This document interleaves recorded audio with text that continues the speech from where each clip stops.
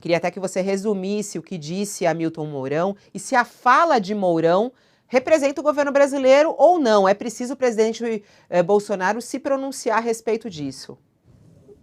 Sim, a gente tem na relação Mourão e Bolsonaro, né, Fabiola, sempre houve aí algumas rusgas, alguns distanciamentos, não necessariamente um fala em conjunto com o outro. O Mourão, vou resumir aqui um pouquinho do que ele disse, eu tenho aqui em mãos aqui, ele está falando que tem que haver o uso da força, realmente um apoio à Ucrânia, mais do que está sendo colocado. Esta é a minha visão. Se o mundo ocidental, pura e simplesmente, deixar que a Ucrânia caia por terra, o próximo será a Bulgária, depois os Estados Bálticos, e assim sucessivamente, assim como fez a Alemanha de Hitler nos anos 30. Então, ele falou isso na chegada do Palácio do Planalto, né, dizendo também que o mundo ocidental está igual, ficou em 1938 com Hitler, faz um apaziguamento. Putin não respeita este apaziguamento. Esta é a realidade. Se não houver uma ação bem significativa, repete, na minha visão, meras sanções econômicas não funcionam. O presidente Hamilton Mourão, ele tem, como eu repeti, ele costuma ter aí um posicionamento, às vezes, um pouco diferente do presidente Jair Bolsonaro, por isso é tão importante que a gente veja o que Bolsonaro vai falar e quando vai falar, né?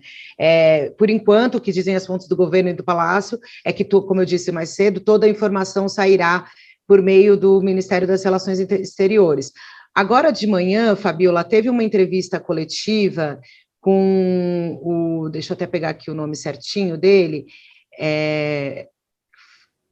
com o encarregado de negócios da Ucrânia no Brasil, o senhor Anatoly Kitrak, não sei exatamente se fala assim o sobrenome.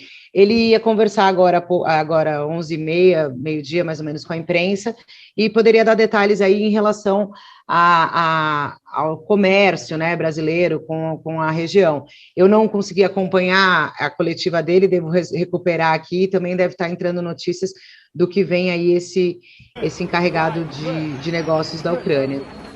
Vai ser um dia longo, né? Assim, a gente começou, na verdade, o dia ontem à noite vendo esses ataques e a gente precisa aí ver como é que o governo brasileiro vai quer dizer, mais do que o governo brasileiro, né, Fabiola? A gente tem que ver como é que o presidente Jair Bolsonaro, que na semana passada disse que ficou 2 horas conversando com Putin, que surfou numa onda de fake news, dizendo que ele tinha ajudado a criar a paz na Rússia, né? Falou, coincidência ou não, agora o Putin quer a paz, enfim, a gente tem que ver isso, como é que vai ser ao longo do dia, como é que ele vai se manifestar em relação a isso. Pelo que a gente até estava apurando e eu conversando com vários professores de relações internacionais, essa resposta que veio da embaixada era isso que se esperava do governo brasileiro, né? A palavra do presidente Bolsonaro acaba sendo até irrelevante fora do Brasil. Né? Aqui no Brasil ele fala para os porque, apoiadores na verdade, dele.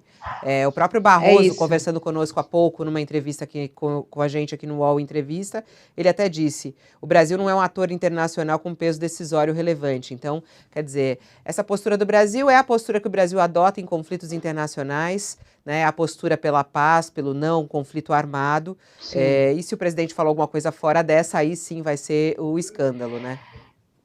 E a gente tem no Itamaraty, né, no Ministério das Relações Exteriores, Fabiola, eles gostam muito de dizer, assim como eles dizem no caso do Exército, que falam que é uma instituição de Estado e tudo mais, também o Ministério das Relações Exteriores, o Itamaraty, é também um ministério, né, que as pessoas fazem carreira, concursados, então independe um pouco de governo. Por isso que essa postura do Itamaraty deve significar a postura do governo brasileiro como instituição e como, enfim,